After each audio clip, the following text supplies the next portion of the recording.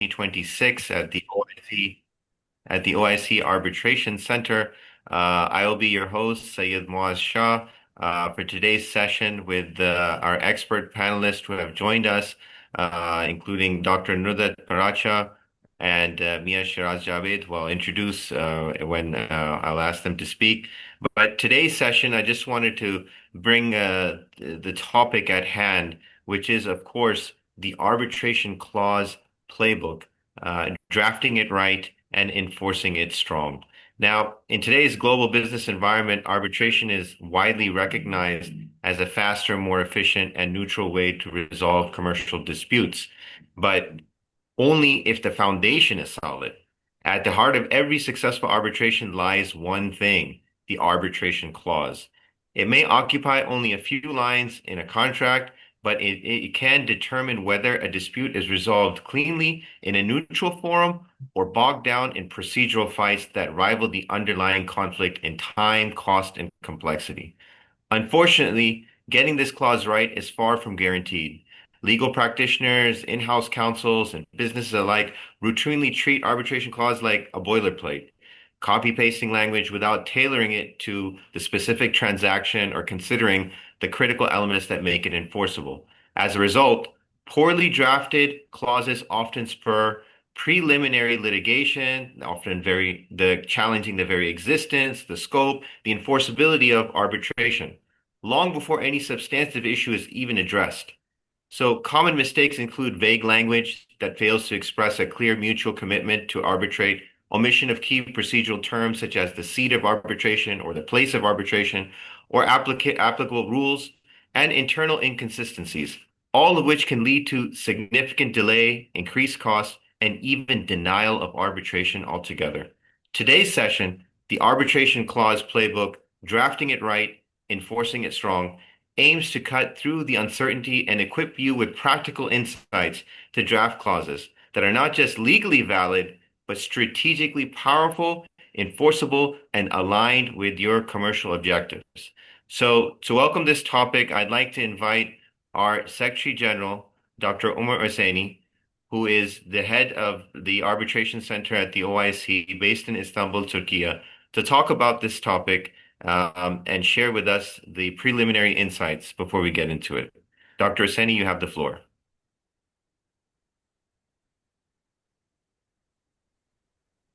Thank you very much, Mr.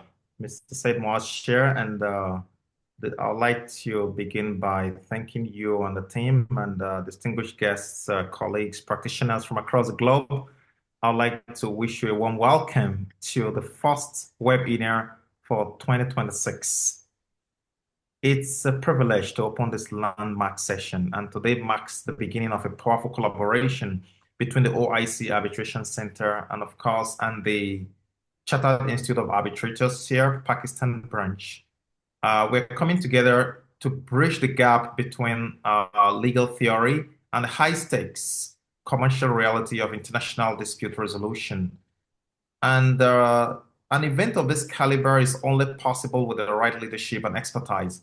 I'd like to extend my sincere gratitude to our esteemed panel today. And of course, we have Dr. Nurdat with us already, and we do have an MOU with them as well. Actually, her organization is doing tremendously well. We signed an MOU with them a year ago.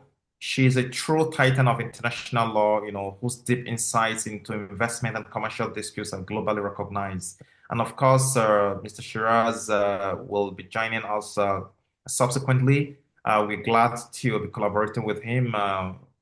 Shiraz's leadership and vision in the arbitration space continue to pave the way for practitioners across the region. And of course, our moderator, Mr. Said Muaz Shah, for his commitment to fostering dialogue and steering this critical conversation. Thank you all for lending your time and, of course, your playbooks to this inaugural session. Now, our topic today, which is the arbitration clause playbook, could not be more timely. In the world of cross-border trade, the arbitration clause is often called a midnight clause. And you know what is a midnight clause? The last thing drafted before a deal is signed. I've personally had that experience where we had to work till 1 a.m., on a deal. as an in-house counsel, working with external counsel, and of course, nobody cares about the arbitration clause. Everybody just use the old precedent, not knowing many things might have changed, particularly the English law-based system where you have judicial precedents. So a poorly structured clause is a ticking time bomb, as you all know.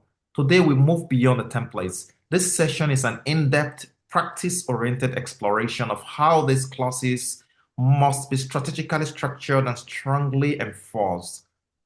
Ladies and gentlemen, we are here to unpack a number of things. And first is, I'll say, jurisdictional precision, avoiding the pathological clauses. When I say pathological clauses, you know what that means, deadly clauses that lead to years of court battles. And number two is institutional choices. Aligning procedural expectation with commercial realities is key to whatever we're doing. And the third point I would like to make in terms of why we're here and what we're going to unpack is enforcement resilience, ensuring that from the very first sentence, you're drafting toward a final and what? Enforceable award. In short, we are here to ensure your agreements are clear, resilient, and fit for purpose.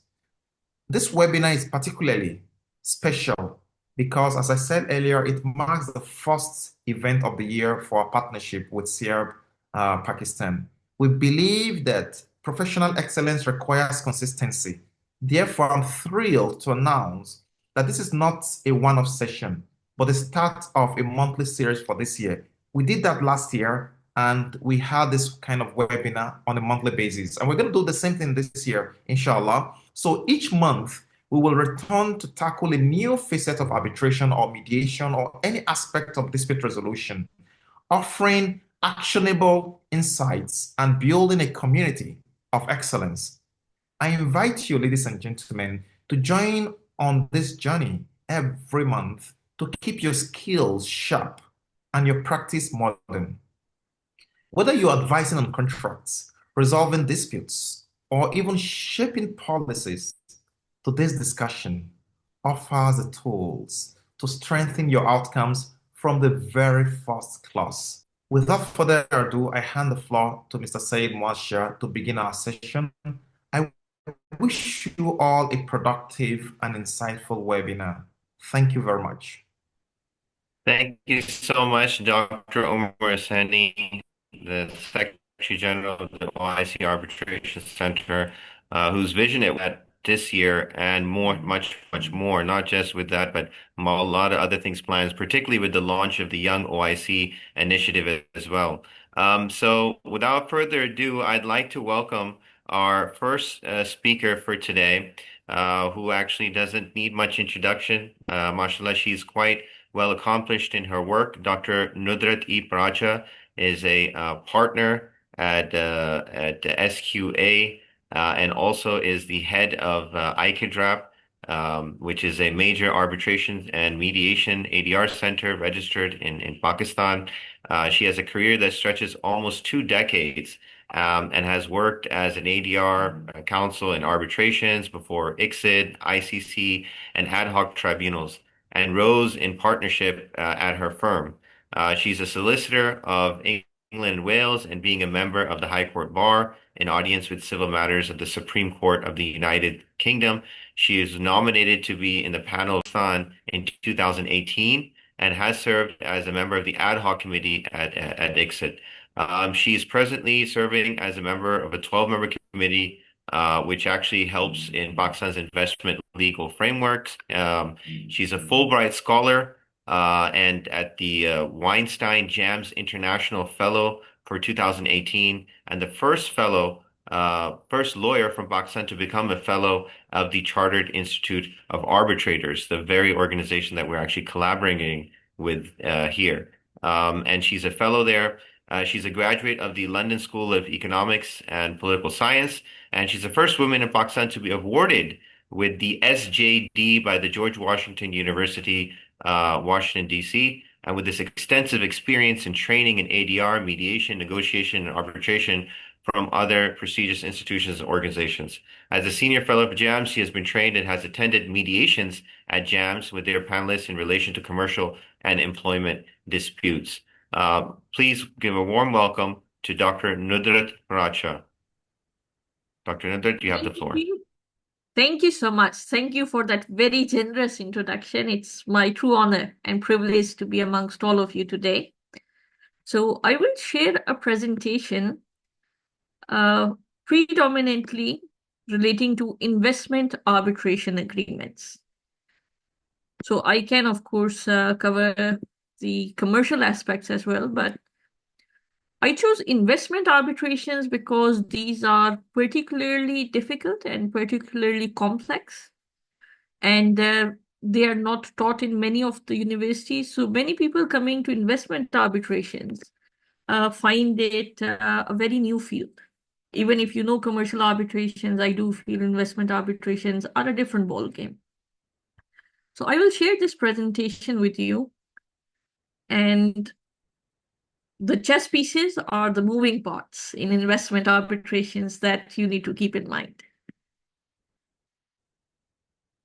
So maybe I'll exit the mode because I can't see the full screen.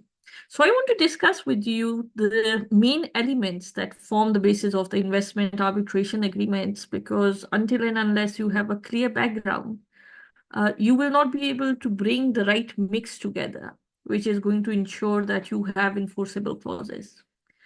Some difference between the treaty and the contract investment disputes and clauses, the fundamentals that you see in bilateral investment treaties and multilateral investment treaties.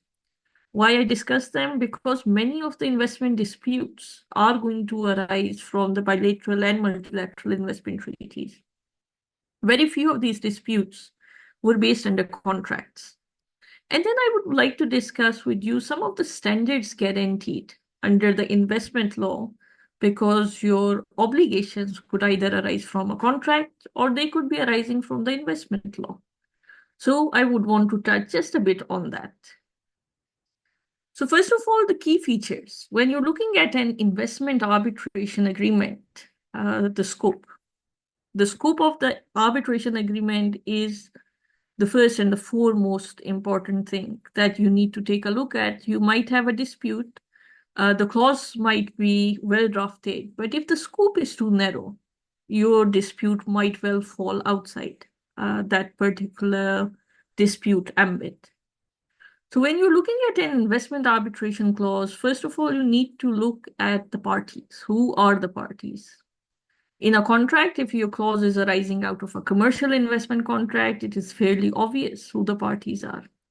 But let's say you have a state involved or you have a state entity involved. It becomes rather complex. Is it that clear who the parties are? Then investment. You would, before an investment tribunal, arbitration tribunal, under this dispute resolution clause, need to justify, is that this investment actually covered by the scope of that agreement? Many a times you might have a good dispute, but if your investment is not defined and covered by that dispute resolution clause, you might not be able to bring that dispute before this tribunal or before that arbitration. So investment, where is it defined? You can define it in your contracts. It's defined in bilateral investment treaties. It may be defined in the multilateral investment treaty that you're relying on. You need to know the governing instruments. Do your research and see which laws and which instruments are going to govern this award that you're going to get. Right? Think about those things early on. So the governing instruments, what do they look like? Like the Exit Convention of 1965. Then you might have the New York Convention of 2011, right? They have their own requirements. When is an award enforceable? Like the one that we have, the New York Convention, the enforcement of awards, it was enacted in Pakistan in 2011. Predominantly, these clauses would say an arbitration agreement in writing and signed. If you do not have an agreement that was in writing, or if it is not signed, even though this comes out of an instrument that relates to enforcement, but it gives you something about the arbitration agreement itself. It needs to be signed. If it is not signed, can you use this instrument? So take a look at those instruments which define when you can enforce an agreement. Then the New York Convention, 1958, the one that I just talked about on recognition and enforcement. That is one of the key instruments you will have to look at if you're looking at a commercial dispute. If you're looking at an investment exit dispute, you would be looking at the Exit Convention of 1965 that has its own limits and barriers as to what needs to be done to make sure that the award is enforceable. Then the governing institutions. Your clause needs to mention what are the governing institutions and what are the governing rules. Many of these clauses would, for instance, say that this arbitration would be governed by the rules of exit. Some might say the rules of SCC. Some might say rules of on-sit trial. These mentions of these various institutions has a legal implication. So do your research and be very careful which institution are you selecting and why. If you, for instance, put in an exit clause, you say my investment dispute is going to go to exit, and your country is not a signatory of the exit convention, it's a redundant clause. If you say ICC, you would have to make sure that all the elements that are required to go to ICC, you would be able to fulfill. Similarly, how will those tribunals be constituted? What will be the process for the arbitration? You cannot put all of these elements in one clause. So generally, sophisticated parties would be relying on rules of these centers, like you would say rules of ICC, and that should take care of most of these problems. The constitution of the tribunal, the evidence, how will the procedure be conducted? You might say it would be governed by exit. Again, exit defines these processes, but you will have to link it to some law which will define the process that is to be followed. So the procedure, many times, it only says you're relying on the bilateral investment treaty, and the bilateral investment treaty does not really provide for any processes except saying that you can go to exit. The jurisdiction, I think this is the biggest pitfall that you will see in sophisticated contracts, especially when investment arbitrations are involved. Some of the disputes are arising out of the contract, and parallel disputes are arising from the bilateral or multilateral investment treaties. So the jurisdiction, you have to be very careful. If you say, for instance, in your dispute resolution clause, that this is a matter that needs to go to exit, and a clause in the bilateral investment treaty between the country the investor is in and the host state. That treaty says that this treaty is going to be enforced for 2 years, and the treaty is not enforced. So that bilateral investment treaty will not provide you jurisdiction. So jurisdiction, I find, is the biggest pitfall that most of the people using these clauses for the first time fall into. Be very sure that you fulfill the steps that are written in the contract. You fulfill the steps that are written in the bilateral or multilateral investment treaty you're relying on. And be very sure that you are fulfilling any other conditions that might be related to your kind of contract. Then the applicable law. What is the applicable law? Many of the parties fail to mention, which becomes a problem. The governing law in most of the contracts, for instance, someone says is going to be the law of Pakistan. But when you're looking at a bilateral investment treaty, that rarely ever says what the substantive law is, what law is going to govern. So some of the parties would mention while drafting the dispute resolution clauses that the law of the seat is going to be, let's say, England and Wales. But then they fail to mention what is the governing law, what is the procedural law. And they leave it for the tribunal to guess that this is an arbitration clause, but where do all these moving parts come from? So be very sure to mention what is the applicable law. The remedies that lie against that award, be sure to research, because the remedies that are available might be the biggest impediment to enforcement of your award. So be very sure that in the remedies, whenever it says, like exit says, annulment of the award, what are the grounds that would result in annulment? Make very sure none of them is left uncertain in your clauses. So governing law, as I mentioned, be very careful with the substantive law. Be sure you have fulfilled the requirements under substantive law. Your clause is foolproof under the substantive law.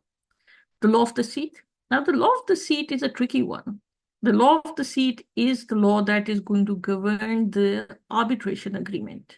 So you're looking at the arbitration agreement and the agreement from which this clause is arising as two separate agreements. You might have a valid arbitration agreement and still an underlying agreement that might not be valid. Your arbitration clause could still survive. But this is going to depend on the law of the seat, whether or not you can enforce it in a particular country. The law of the seat, that is going to govern. So be sure that you know the requirements under the law of the seat.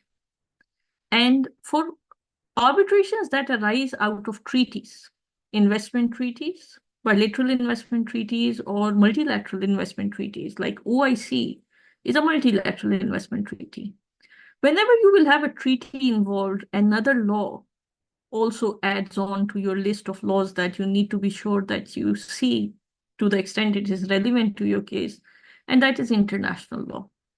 Sometimes you will leave gaps in the international law, which can make your clauses vulnerable to challenge. Like I said, treaty in force. Some of the treaties would say it has to be enforced and it has to be enacted by the state that adopts it. If it's not adopted by that state, you have a problem. So moving on, you need to be very careful whether you're dealing with the treaty dispute or you're dealing with the commercial dispute. In a treaty dispute, invariably, as I said, in international law is an important consideration. Commercial disputes, you don't have to look at international law as such. This is one of the most significant differences that you need to keep in mind.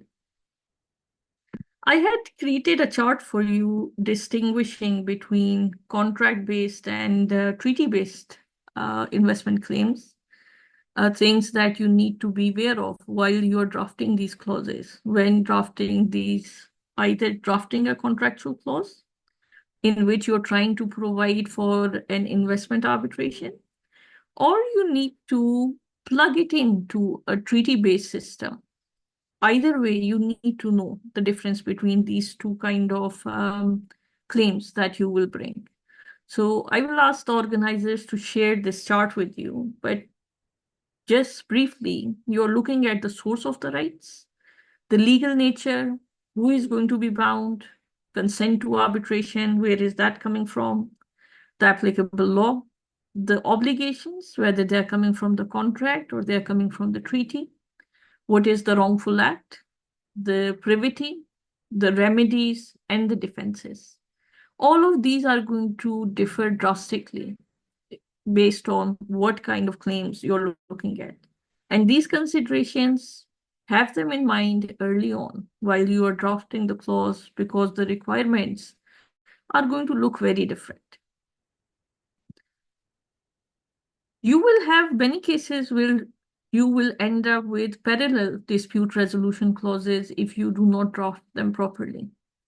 So in many cases, while the contractual matters are also covered by the treaty or by the contract, which says that even contractual claims you can take to a investment tribunal, arbitration tribunal. But if it is not drafted cleverly, you will end up with two different parallel clauses, one running before a contractual tribunal and one running before an investment arbitration tribunal. Governing law, as I said, key difference, and international law. Which law is going to govern your contract, your international arbitration agreement is going to make a difference and impact on how you draft that contractual clause. So you need to look very carefully the sources of jurisdiction and obligations. Where are they arising from? Is it coming from a multilateral agreement? the requirements from that, the bilateral investment treaties, and the contracts.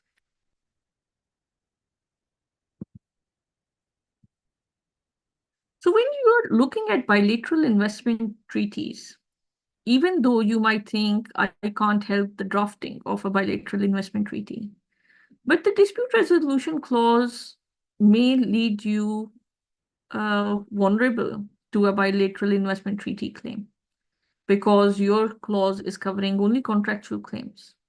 And you will have to work in parallel with the bilateral investment treaty claims. So in the bilateral investment treaties, again, if you have a claim arising out of a bid, you need to see the scope. Is the bid covering the dispute that you are wanting to take under the contractual clause? You might as well draft your clause such that you make sure that the contractual disputes are included in your contract and excluded from the bilateral investment treaties purview. So I will not go into a lot of detail, but as I said earlier, you need to be very careful with the entry into force clause. That impacts whether or not and how you draft your contractual clause if there is a valid bilateral investment treaty clause. So in jurisdiction for these disputes, as I mentioned earlier, you are looking at the investor, who the investor is. You're looking at the investment, how it is defined. And in investment, not only are you looking at the contract, you need to look at the jurisprudence as well. For instance, in ICSID, there is a case called Salini versus Jordan, and that pretty much defines the elements that you need to prove in order to say before a tribunal what an investment includes. Similarly, when you draft, there are various various terms that you can use that can make sure that there is no confusion later. I will give you one example. For instance, some of these clauses are multi-tier clauses. You can go to one forum or the other. But if you don't draft it properly, one might mistake it for a fork in the road clause. So be very careful how this is drafted. I'll show you quickly just a few examples of clauses where the dispute has arisen out of a bilateral investment treaty or where it has arisen out of a contract. And some of them would say you need to go first to the court, then you need to go to ICC, and then you need to go to ICSID. So this is clear that this is a tiered clause. You go one after the other. But when it says you need to go to the local courts, then it says you can go to ICC, and then it says you can go to ICSID. Now, this is a fork in the road clause. If one goes to one forum, you're not able to go to the other forum. So be very careful. What works best for your client? Are you trying to incorporate a fork in the road clause? Or are you really wanting to incorporate a multi-tiered clause? So the procedure, the substantive law, and taking a look at the remedies. So one of the dispute resolution clauses that I selected for you is one that I took from the Turkey and Pakistan bit, the older bit under which Pakistan was challenged in ICSID by Binder from Turkey. And as you would see in this clause, it says dispute between one of the parties and an investor. Not many treaties have that, right? So it can be between both the parties, that is both the states. But some of these treaties do give an investor a right to come to ICSID or go to another forum. So then it says if these disputes cannot be settled, so we have three options. It's ICSID. Then it says an ad hoc court of arbitration under answer trial. And then it says the Court of Arbitration of Paris, International Chamber of Commerce.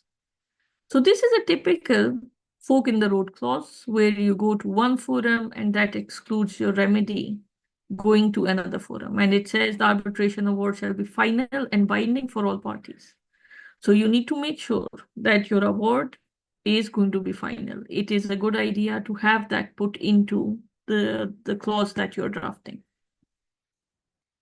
Similarly, if you look at the OIC treaty, it says the host state undertakes to allow the investor the right to resort. This means the investor is able to come to the arbitration and before this treaty forum. It explains then the process, how the arbitration is to be conducted. First, you try conciliation, and then arbitration is a recourse, but only if it says until an organ for the settlement of dispute is created. So this, once the organ is completed, the procedure is going to be different. So be very sure to have your procedures in your clause and not leave it to the tribunal to second guess what the parties wanted to say. Most of the bilateral investment treaties, they are between state to state, and we will not be discussing those clauses in detail today. So a sample clause of a multi-tiered kind of resolution clause could look like something where you are talking about an amicable negotiation period, a cool-off period. You can identify what the role of the courts could be. Some of the people would want to go to the courts first, and unless a decision is given, then go to arbitration, which is not advisable for many of the countries where there are substantial delays. But do identify whether what the law of the seat is, because that is where you need to go for the interim measures. So you can say for the arbitration that it is going to be, for instance, exit. It could be on-seat trial arbitration rules, which means you need to go to the Permanent Court of Arbitration. It could be ICC. It could be OIC, if you fall within the scope of that clause. Do mention the seat, the language, and the procedural details. Where is the procedure going to come from? For instance, when I said on-seat trial, that means the procedure is coming from the on-seat trial rules. The language of arbitration, it's a good idea to mention it if you have cross-border disputes. Many of the disputes could arise from the way people interpret those translated documents. So finality of the award, do put a clause in relating to that. So the standards, while in a contract, the obligations that are going to be the subject of the arbitration, those in a contract, of course, are obligations undertaken under the contract. But let's say if you are having to go for the treaty arbitration, then what are the standards that you're looking at?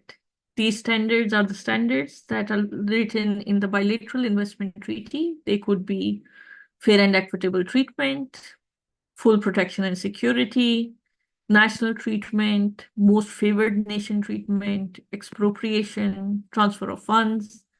Umbrella clause, I think, is the most relevant for your purposes when you have a contractual dispute. Umbrella clauses is an obligation to observe your commitments. So if a state or a state entity has undertaken to observe its commitments, these commitments could well arise from a contract. When the tribunals would allow it to be entertained, contractual obligations in a treaty claim, that is a jurisprudence in itself. So we wouldn't have time for that, but make sure that in your clauses, you are clearly setting out what is your stance on umbrella clauses, especially if a state entity is involved. So this is a very brief overview of what kind of obligations are there, remedies. I would give you one example from exit. The exit can allow the interpretation of the awards, it can allow annulment, and it can allow revision. So when you're thinking about what kind of remedy, make sure you go for one that is least intrusive, right? Some people think annulment is not enough. It should be revision. If that, it should be, sorry, a full looking into the awards. If that is what you want for your awards, be sure what kind of remedy are you selecting or forum you're selecting based on what remedies would be available to you. So I think I will stop here, Moz. I have taken most of the air time, and I'm sure there will be questions, and there was a lot to cover. Thank you. Absolutely, absolutely. Thank you so much, Dr. Nudrat, for that. If you don't mind, you might want to close your screen. Mia Shiraz Javed has joined us.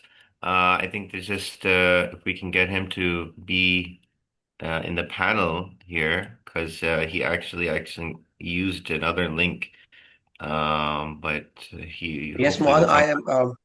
Oh, you're here. Available. Okay. Yeah, Yeah, I'm wa here, but alaikum I'm salam. still struggling with the switching of that link. If I can get a minute so that I can. It's okay. It's okay.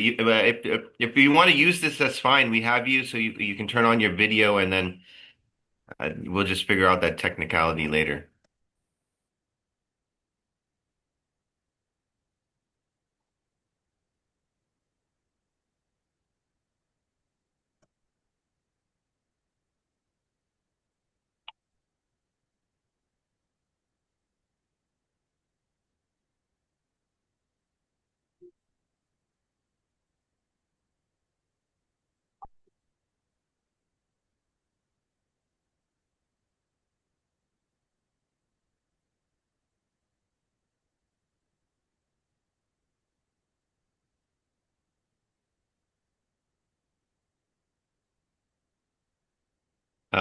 Mia Shiraz, if you're there, Yep.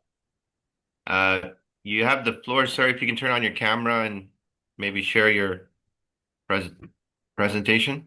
Right. I'll be using your screen Okay, over there we there. go. Okay, so Um, let me do a brief introduction. Just want to make sure that you're there. All right, that's fine. Thank you for joining. I know Mia Shiraz Javed has actually just been traveling. He's in Paris. Those of you who don't know him, he's a barrister at number 5 Chambers.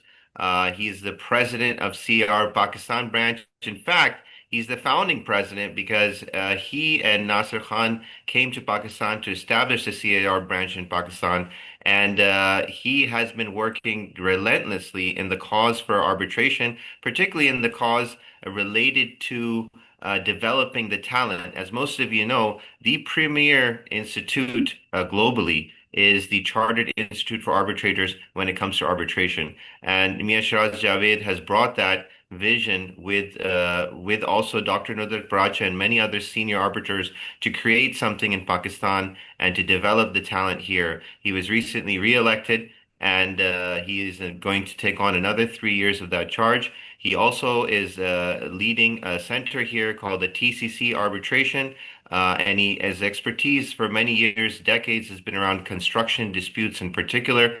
Mia Shiraz Javed, you have the floor, sir. so thank you so very much. And the presentation by Nusrat was also um, really awesome. That was a bit too detailed. I'm mindful to kick off with the idea right from the beginning, right from the scratch of how important this arbitration clause can be.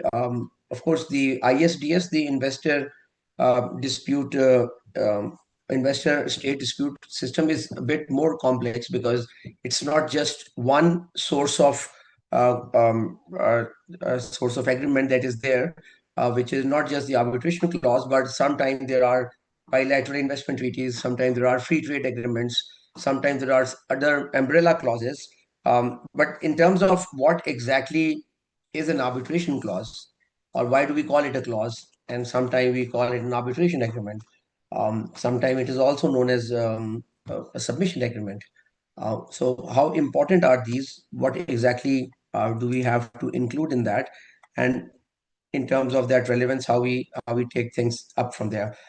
So most of the things like so I operate from number 5 chambers in the United Kingdom. I am a civil engineer before I became a barrister. Because of my engineering background, I am more into the construction disputes, construction, right, like from the very first scratch, from arbitration, adjudication, up until the dispute court and all other things. Um, this whole idea of arbitration is the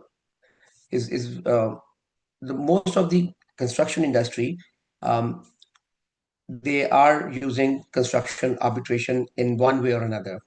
Even if we talk about the country like Pakistan, where we don't have the model law in place intact at the moment, still the entire industry is using the arbitration as their dispute resolution forum, primarily for a number of elements of why um, the arbitration can be more appropriate rather than going to any other forum. And this is what we are going to talk about later in this. I'll try to squeeze it as simple as possible. So just to start up with this whole idea, so I take it as the 3C theory. We need to first understand the concept of what a clause is, and then how to construct it, and what are the consequences of if you're not going to be mindful enough of using every single word that you're going to use as part of the construction. So understanding the very first basic element, if I say, or if I see that the audience, they're going to understand this whole concept for the very first time, right from the scratch, then they need to be highlighted, and they need to understand that jurisdictional switch. What do I mean by this jurisdictional switch? So if, for example, if we have got two domestic parties and we are resident of, for example, Turkey, and these two parties, they enter into a contract. That contract can be an oral contract or a written contract, but in case that one of the party they are in breach of the contract, then what is the fallback or by default mechanism that is there for the grievance addressal? So I call it a static mind, in terms of there is one jurisdiction which is involved. Both the parties are resident of the same jurisdiction, and the fallback position will be that the courts of Turkey will be there. The relevant laws, whether you have mentioned them, whether you know them, or whether you are not even aware of the presence of these laws, there will be the fallback mechanism. So that jurisdiction, which is the fallback or the default jurisdiction available for the resolution of the dispute, we have to now switch the jurisdiction from the court, and then we have to give that jurisdiction to someone else. The example is two brothers, if they are in a fight, or if they are in a dispute for over XYZ, they can either go to their mother, and their mother can settle the dispute. They can go to their father, or they can even mention anyone else from their family up until to the court. We can see family disputes like being settled within the drawing rooms, going all the way to the tribal heads, and then going to the court. So this jurisdiction can be decided by the two parties. They can nominate anyone to become the dispute resolver, the dispute righteous. And then what sort of dispute, what can be the minimum viable clause? Why do we say viable? Because there are certain minimum elements. Because now this whole concept, the moment you are going to say that we are going to switch the jurisdiction from the court to an X, Y, or Z place, it's exactly like now you are going to make your own pizza. That by default mechanism is the readily available like pizza sets that you don't have to apply your mind. But the moment you are going to talk about giving the jurisdiction away from the default provision to somebody else, it's like now you have to know, you should know how a pizza has to be made, and what will be the ingredients of that pizza.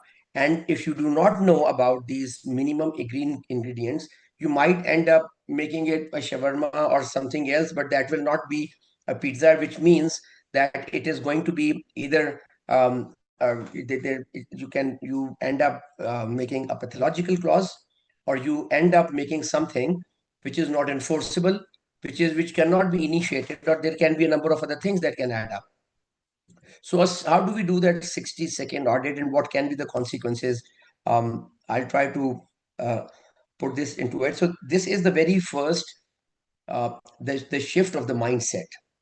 And now this switching of the mindset, making your own pizza is what is now required, like from litigation to arbitration, and then from domestic arbitration, where a dispute is between two parties, to a dispute between international parties.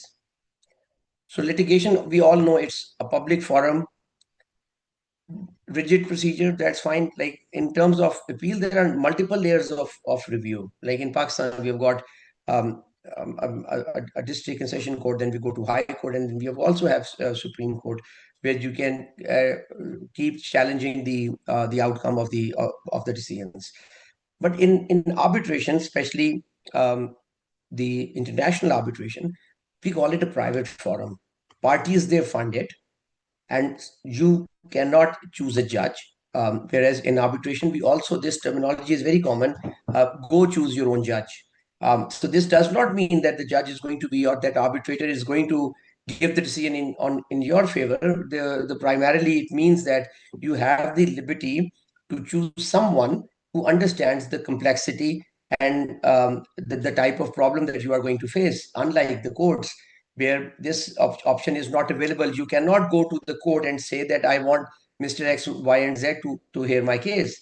Whoever is available, whether he is a construction specialist, or for example, if you are into an IT complex issue, like that option is not available with you in there. And then besides this litigation and arbitration, I think the biggest and the most fundamental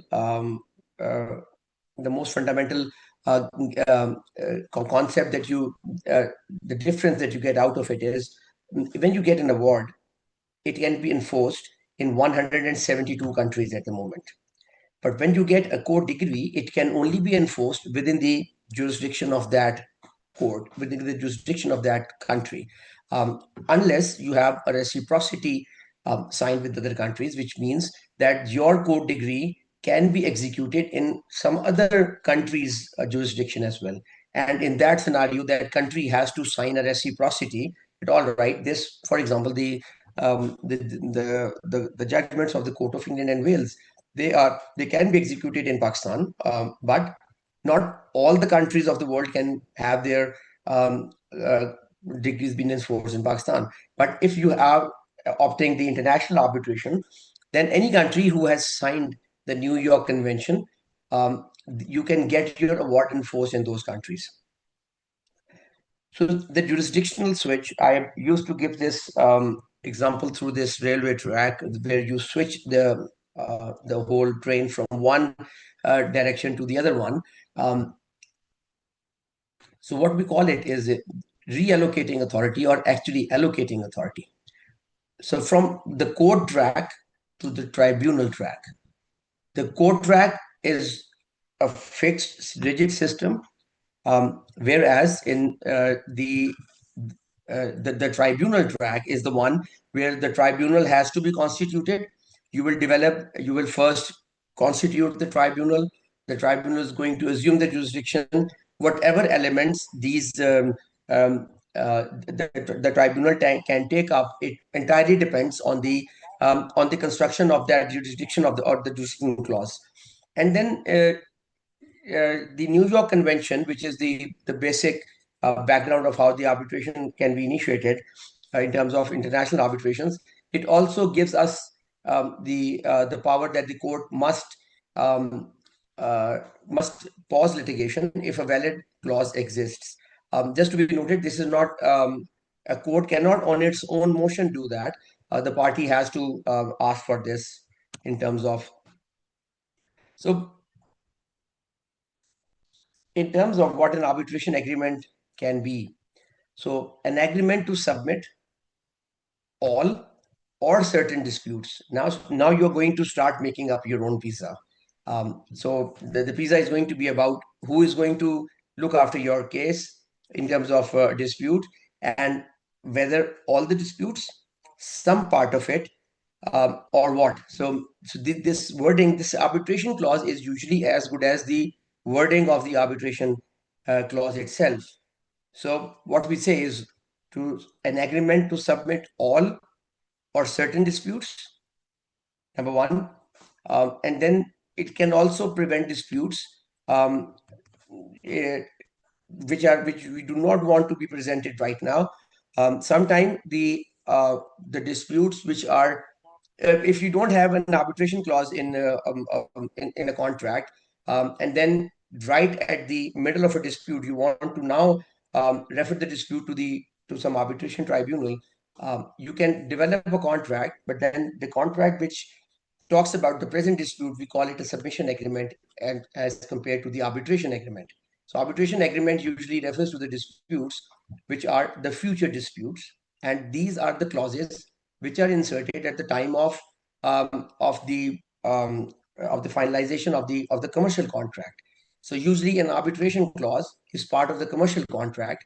Sometimes what I used to say is like if you have got 5, 6, 10 pages of a contract, so somewhere the second last, third last line clause is usually an arbitration clause, where you do write that the disputes arising out of this contract shall be referred to arbitration. So, but the idea is the moment you are going to insert the clause, the effect is that it excludes the jurisdiction of the state courts, which means now you can't go to the court. Both the parties have now excluded the jurisdiction, and they are now including the jurisdiction of whom, what, when, why. So this whole elements will then become part of the arbitration.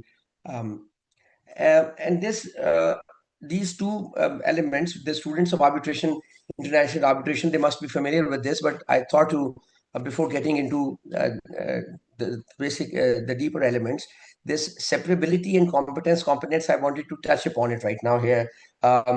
So while the arbitration clause is part of the same commercial contract, but in international arbitration, there is this distinct and unique doctrine of separability, that although you can see that it is part of the same arbitration agreement, but this arbitration, they're part of the main commercial agreement, but this arbitration agreement will be considered as distinct and separate from the main contract, which means that in certain circumstances where the main contract can be termed as void, illegal, unable to be operated, frustrated.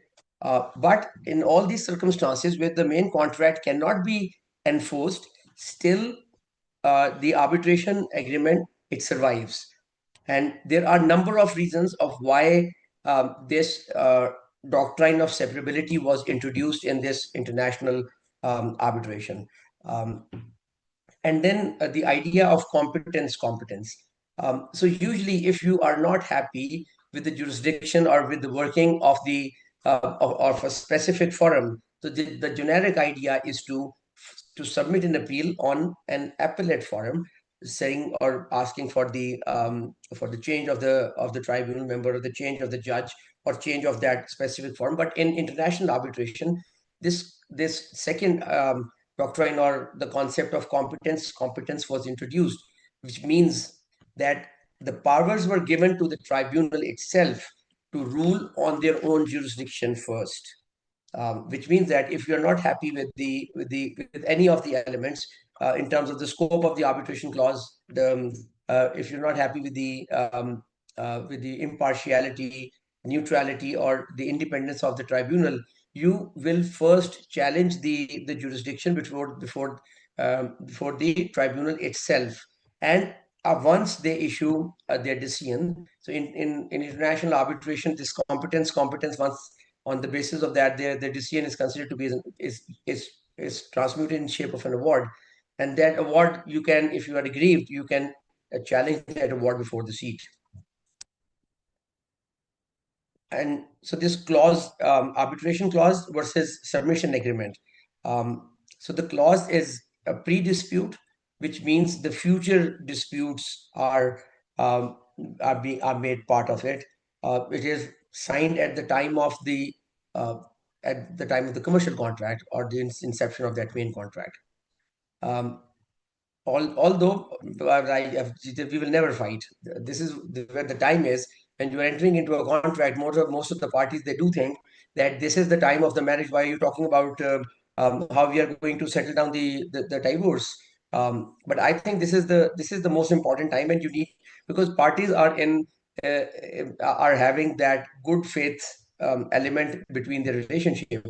But when you are in a dispute, that element of trust, it diminishes. That trust is not there, and it is really difficult at that point of time to get those parties brought onto something which we call at the mutual with the mutual understanding. Like if you want to now shortlist an arbitrator, anyone which has been nominated by the first one is usually rejected by the other, because all of a sudden their whole lot friendship has now been that trust has been lost between the parties.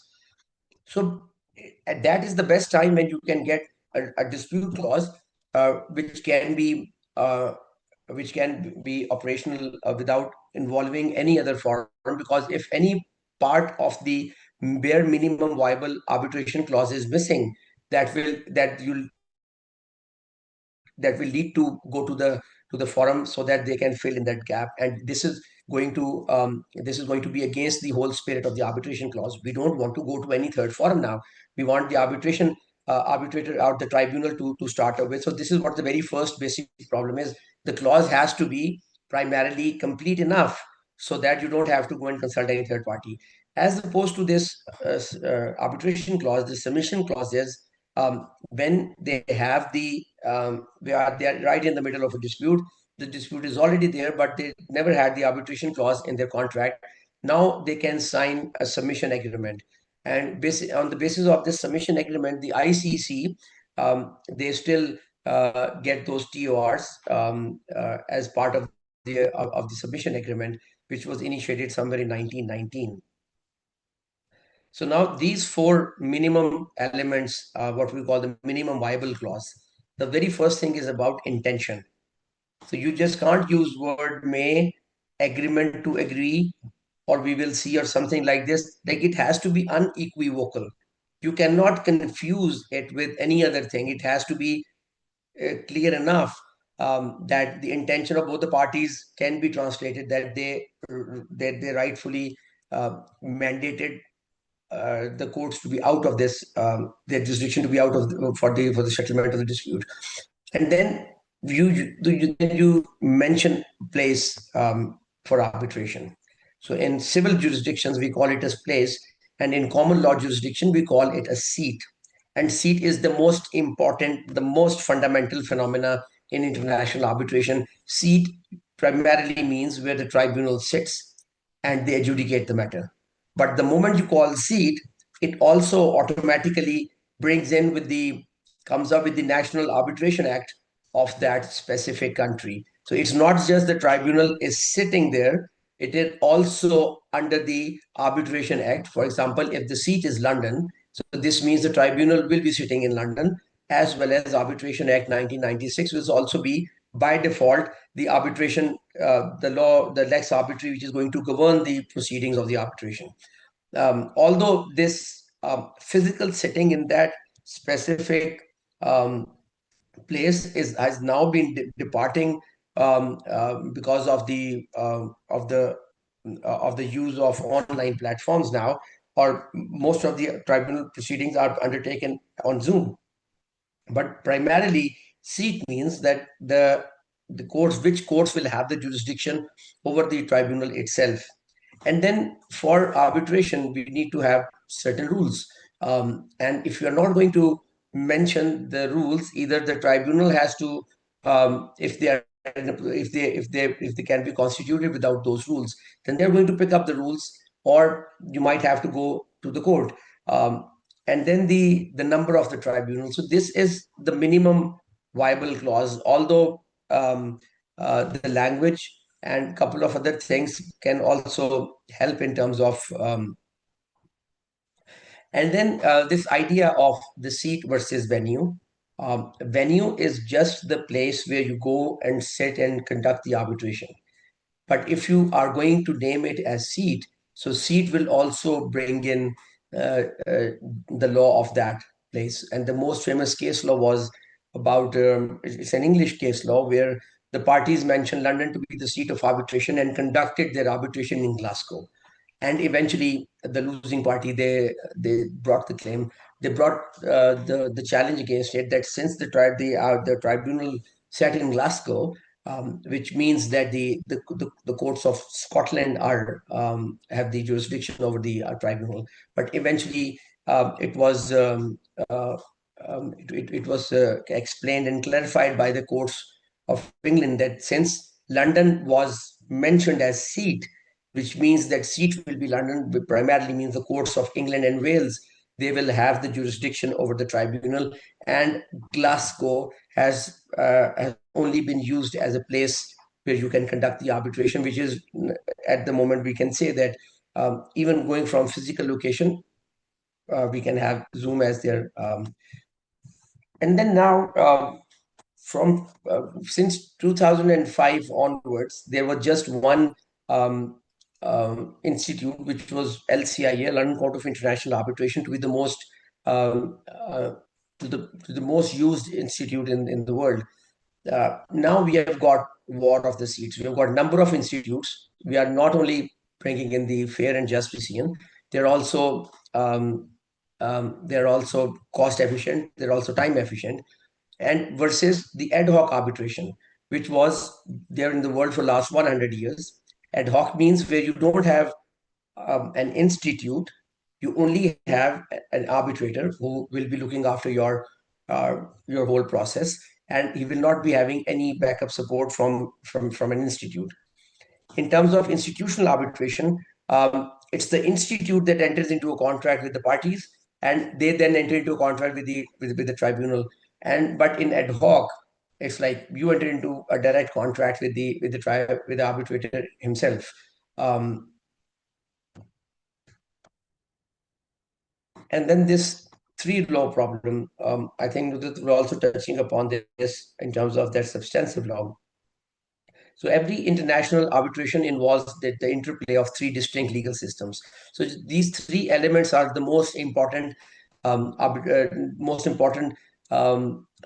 laws that has to be categorically, specifically mentioned, because if you are not going to give the name of a contract law, that which law is going to govern the rights and responsibilities among the parties.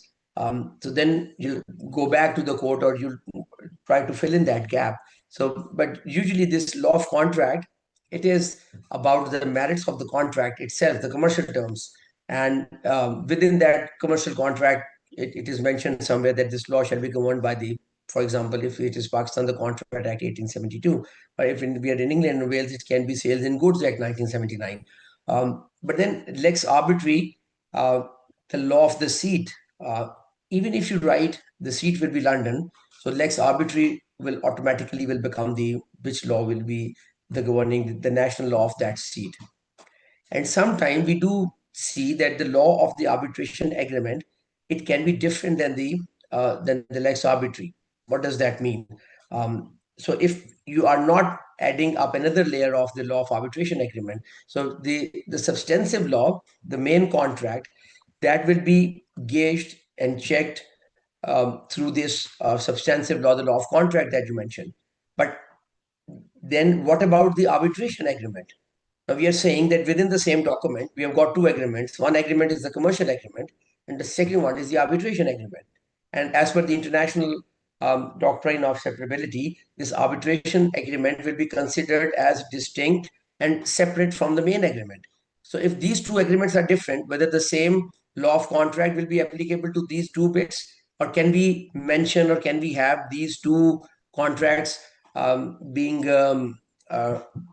interpreted by two different set of laws? For example, it's a substantive law can be the Pakistani law, and the law of arbitration agreement can be a different law, even other than different than the law of the seat. So the tribunal is going to sit in London. The national law of which is going to look after the proceedings of the arbitration will be England and Wales, and you can choose a different set of law for the interpretation of or for the enforceability of the arbitration agreement itself.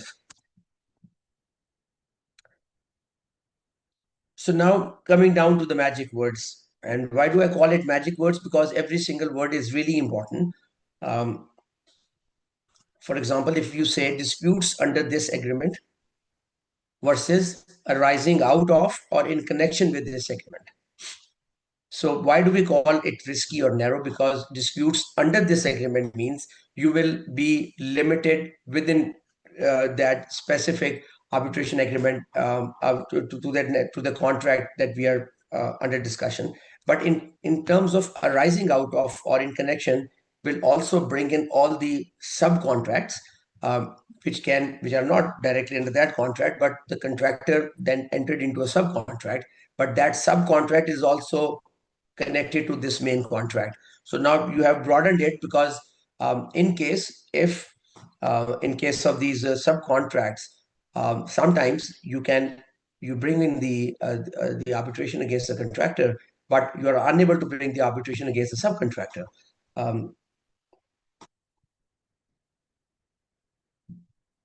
And these are the layers which I try to add. Any or all disputes, any or all disputes and claims, any or all disputes and claims and differences. So you see, every single word is now giving a different meaning to the entirety of it. Arising out of, so if you choose any one from 1, 2, or 3, any or all disputes, any or all disputes and claims and differences arising out of this contract, arising out or in connection with this contract, shall be referred to arbitration or shall be referred to mediation. If mediation fails, then arbitration. But then there was a problem. We didn't cap the to refer to mediation within 30 days or 60 days. If it fails, then to arbitration. And then we can also add the third layer, negotiation in good faith within 45 days. If fails, then mediation within 30 days. If failed, then arbitration. So the gold standard, that you also include the seats. Negotiation in 45 days, mediation in 30, 60 days, arbitration to be conducted under 1996 English Arbitration Act, or you can say seated in London. So you can see every single word is becoming important, and you feel that difference when you are in the before the tribunal, that you, all right, you mentioned disputes, but there's a difference between the dispute and claim. And sometime the claim has not been crystallized into a dispute, but still that time has passed, which will automatically convert it into dispute. But there are some other items which are not even covered under dispute or claim. And then this multi-party and multi-contracts, I just don't want to get too much into it, but to give a basic idea that since there are a number of contractors, subcontractors, there's a whole lot supply chain which is also going on. Sometimes you need to consolidate two separate arbitrations, because you enter into a contract, the contractor and subcontractor is into with the subcontractor. But then there's the same dispute. You brought that claim, and that specific work was undertaken by a subcontractor. So there's a danger that there can be two different decisions. Why not to join them in one place and get? But since you are making up your own pizza, it's difficult. It's different than the court proceeding, where you can ask or bring in anyone or add anyone, a third party, as a part of your case. But since in arbitration you need to have jurisdiction specifically given to a tribunal, unless that jurisdiction is not given, these parties cannot be part of the arbitration agreement. So the pathological clauses. Pathological clause means that the clause is not making sense into itself. The terms of like the zombie institution, this is very common. I've seen people, they mention name of the arbitration centers which do not exist. For example, Geneva Chamber of Commerce, does it exist? I'm not even sure whether Geneva Chamber of Commerce, they provide these arbitration, or for what about that FIDIC, being the arbitration center, and maybe FIDIC in Zurich. So FIDIC was in Zurich, but now FIDIC is in Paris, and they do have a presidential list, but that is not arbitration, that is adjudication. So in such circumstances, um, and then the floating seat, arbitration in London or Paris. So this is not unequivocal, which means this clause has become pathological clause. Neither you can go to London or Paris. Um, and what about arbitrators will be appointed by mutual agreement?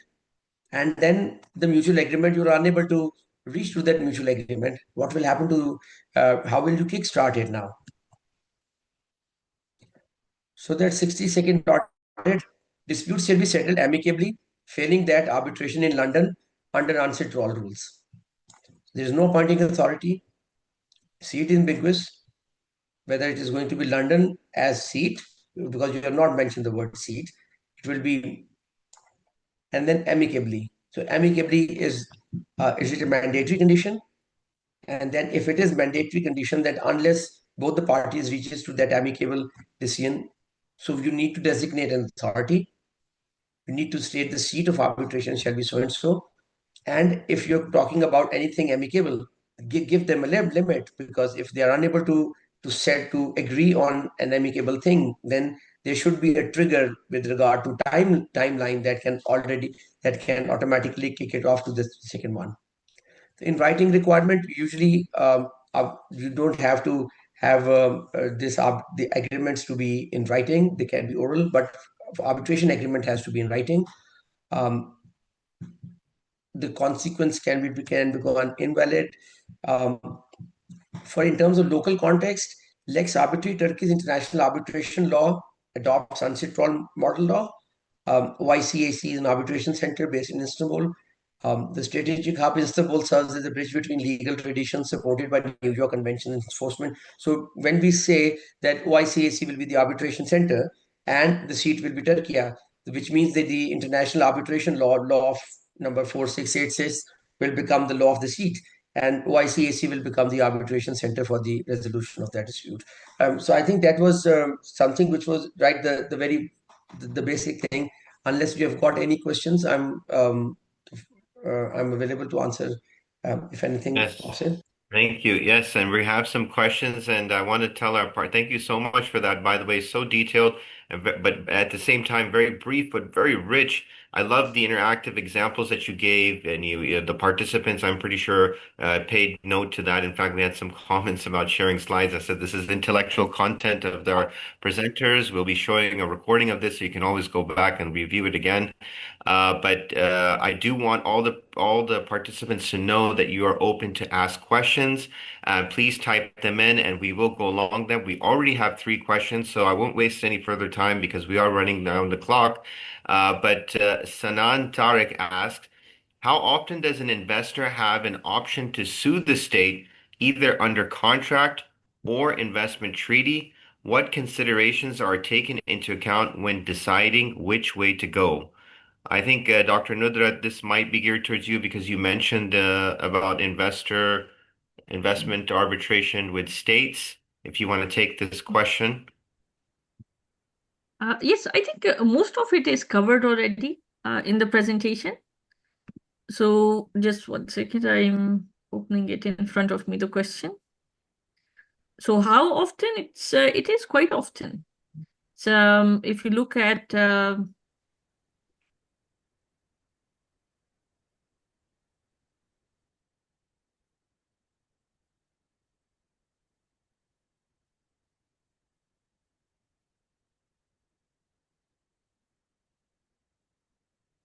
I think we lost her. Yeah, I think we lost her. So hopefully she'll join and come back. But I think, oh, she's there. Okay, we got her back. Nudrat, are you back? Your mic is mute. Your mic is yes, and can you now. hear me now? Yeah, go ahead. Yeah, okay, thank you. So I was saying most of the part of the question is answered in the presentation. And investor arbitrations, that of course is an option, and it's being used quite frequently after COVID. There has been a substantial hike in investor state arbitrations after COVID.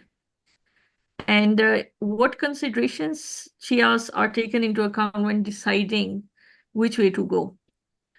So it really depends on, of course, cost implications, whether or not you want to incur that extra cost. Contractual arbitrations are a lot more easier when it comes to complexity of the disputes. So you have to really see whether or not it would be enforceable, questions of state immunity, it makes sense or not for that kind of dispute to be taken to an international level. Because when you take, especially a state entity or a state, to investment arbitrations, it's not just a question of a contractual breach anymore. So you raise the bar quite a bit. You're telling that a state has acted wrongfully. So it is an important consideration when this is the best fit. So usually investors, when they have no other recourse, they are quite sure they are not going to get any kind of remedy from the local courts. Probably the commercial arbitration is not going to be that effective. Investment arbitrations are usually taken as a last resort. Okay. Right. And just to add on to that, Nadrat, because I remember you mentioned one thing in specific about how sometimes people, I mentioned in the beginning of my opening, people just copy paste from one contract to the next. And let's say in one contract they deal with a party that was previously with ICSID, and then they end up putting it in another contract, but that other party is not a member, a state is not a member of the ICSID convention. So what happens in those case scenarios where, let's say, you put a jurisdiction, but then that jurisdiction doesn't fit? And let's take the ICSID example. What happens in those case scenarios? Yes, so most of these clauses either have fork in the road clause that I mentioned, or they might have a multi-tiered clause. So even if one remedy is not available, you move on to the next one.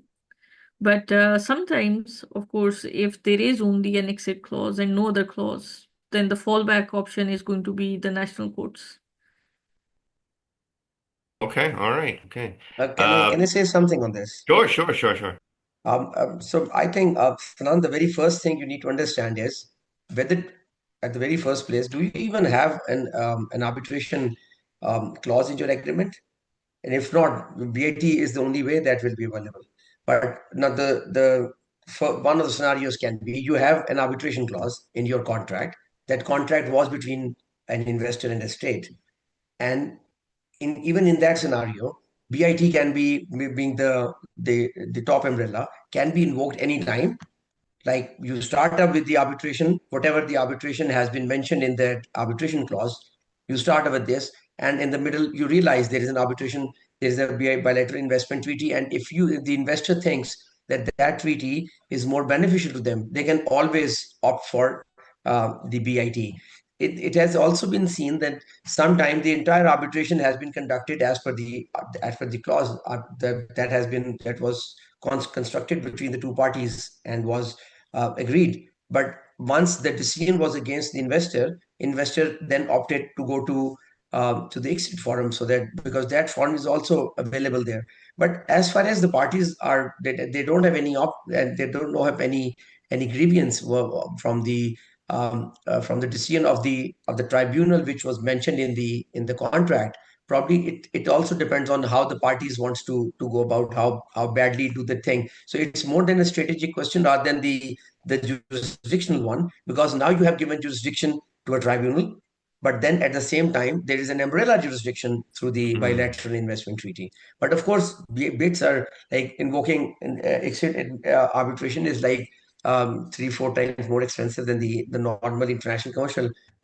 arbitration. So it is more. This is what I think the question was in terms of what option they can use. So they can use either of the two, and if they are happy with the one which is there in the contract, that they are fine with that. No, thank you for that. In fact, your slide mentioned that. I think it was the second or last third slide where you had advanced, multi-tiered. And I think that's a very good point that you brought up, that sometimes you have big agreements between two states, and then they have multiple private contracts that are going under it. So And that's why constructing the arbitration clause is very important because you have to take those things into consideration if you want to actually do it with that. So that's a very interesting and good point. And remember, you can always type your questions here, and we're going to entertain them. There's a few more questions here. We have a question from Mufti Khwaja Nurul Hassan, who's an expert Sharia advisor at one of the banks here in Pakistan.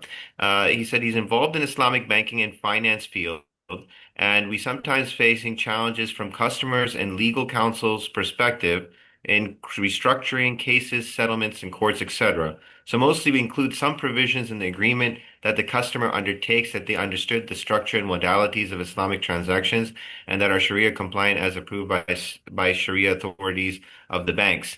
Please shed some light in this perspective if convenient. Now that's a broad question. I don't know who wants It's to too take broad a that. question. I think was there was one of the things which was like in Balochistan, the normal convention is that the courts in Balochistan, they will appoint an arbitrator and they will say go and conduct the arbitration as per the Sharia. So now when I was dealing with one of the cases, so I wanted to know what the Sharia is. So it's do we have a code? Do we have a rule book?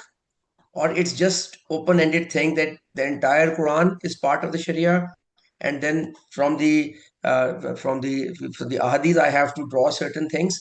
But then if you talk about like what exactly do we have a code in writing, and then when you say that the customer undertakes that they understood the structure, so that is also how like undertake means that they are understanding the structure that you think is the appropriate one, the structure that in my understanding uh, is the one that has to be deployed for for the understanding of it. So this has to be then narrowed to the extent where you can actually translate it, or you can communicate it pinned with that specific idea.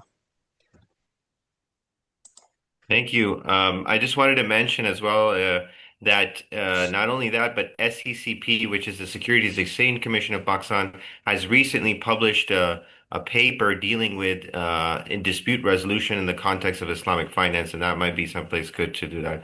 I think the question in dealing with presentations, I think these team panelists, that's really their own to share or not. You definitely can reach out to both of them. I think Mia Shiraz Javed has also shared his contact information, and you can obviously connect with him on LinkedIn and Dr. Nudar Pracha as well.